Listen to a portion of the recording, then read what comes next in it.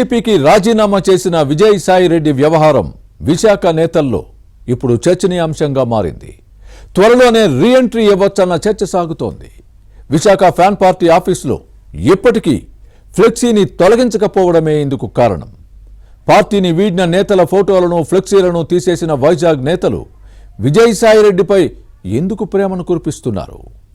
వైసీపీని వీడిన వారు మళ్లీ వచ్చేస్తారని ఉత్తరాంధ్ర రీజనల్ కోఆర్డినేటర్ కురసాల కన్నబాబు చేసిన కామెంట్స్ వెనుక ఉన్న మర్మమేంటి? Was the story?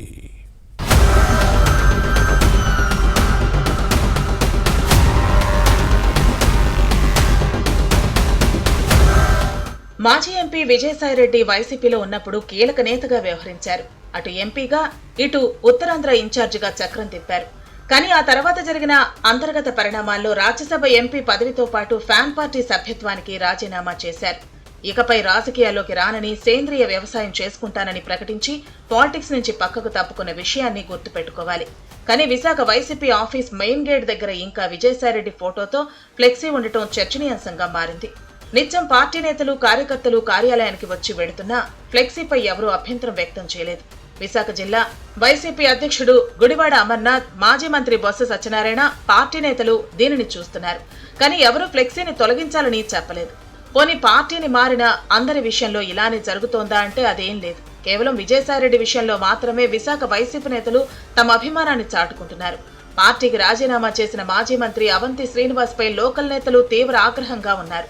అధికారం అనుభవించి అన్ని విధాలా లబ్ధి పొంది పవర్ పోయిన తర్వాత కష్టకాలంలో పార్టీని వదిలి వెళ్లిపోయారంటూ మండిపడ్డారు. పార్టీకి రాజీనామా చేసిన విజయసాయిరెడ్డి, అవంతి శ్రీనివాస్ ఫోటోలతో ఫ్లెక్సీ ఉంది. అందులో అవంతి ఫోటోకు మాత్రం బ్లాక్ పెయింట్ తో క్రాస్ మార్క్ పెట్టారు. కానీ విజయసాయిరెడ్డి ఫోటోను ఏం చేయకుండా అలాగే ఉంచడం అనుమానాలకు తావిస్తోంది.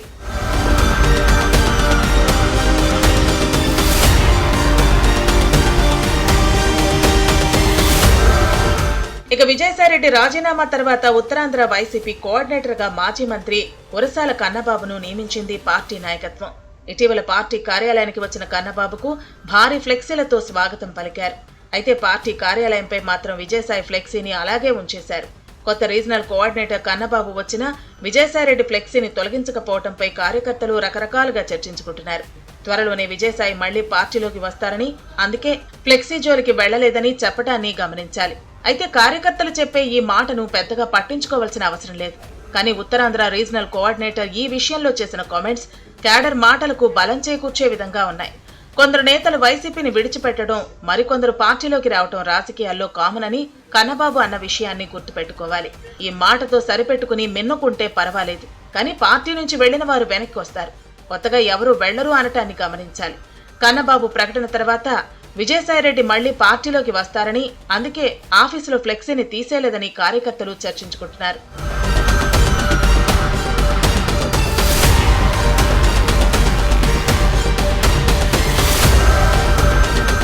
గతంలో ఇలాంటివి చాలా జరిగాయి.